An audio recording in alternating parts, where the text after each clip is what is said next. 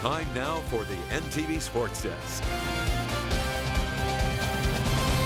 State runner-ups from a year ago, the Shelton Bulldogs were in action tonight, taking on Wilcox-Hildreth, a team they beat by 18 in the regular season.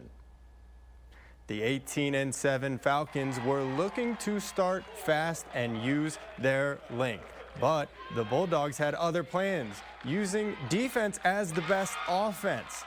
The Bulldogs get the scoring started, though, with freshman Aaron Gegg with the baseline jumper to open things up.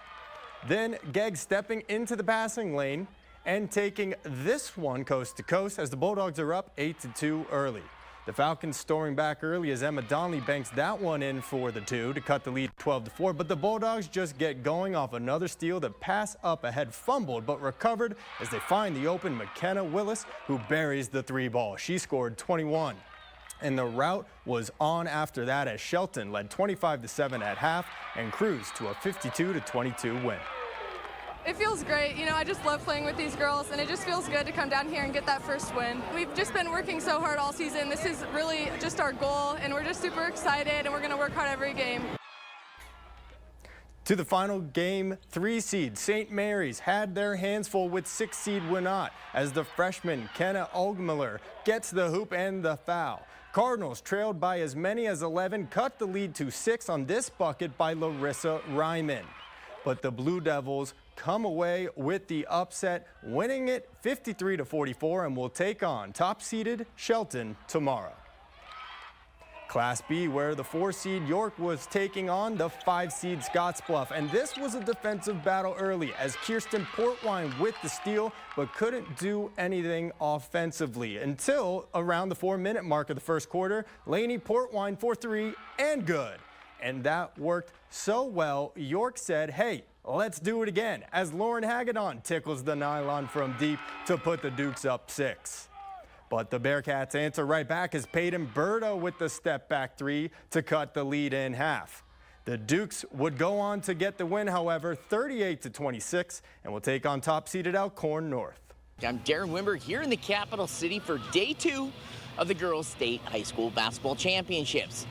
We're down to 24 teams, and after today, the field will be whittled down to 12. As for day 1, there wasn't many upsets. How would day 2 shake out? And out to Devaney, where Cross County was looking for the first big upset of the tournament in the 1-8 matchup.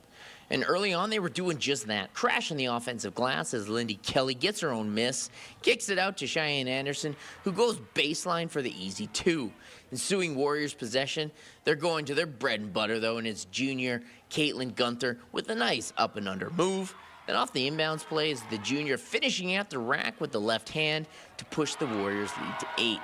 Now the final seconds of the first quarter, Alexa Weebelhaus feeds Gunther, who finishes through contact for the and 1.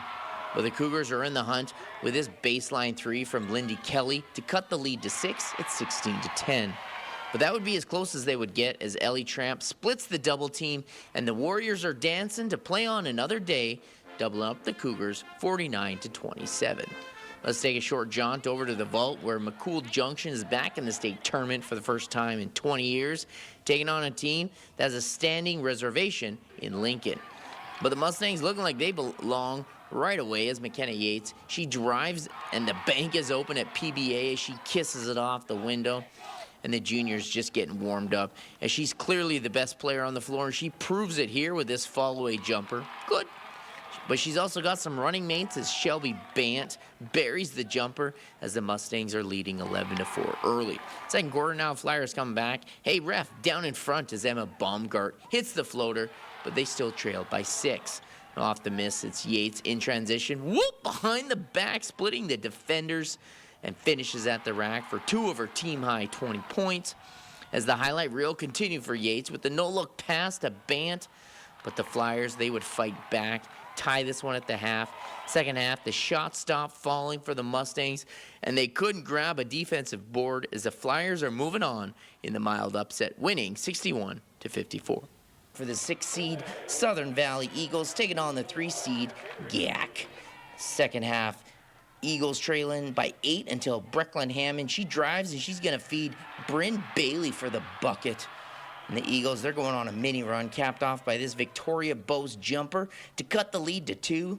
But the Blue Jays, they turned it on in the fourth quarter as they cruised to the 67-46 win.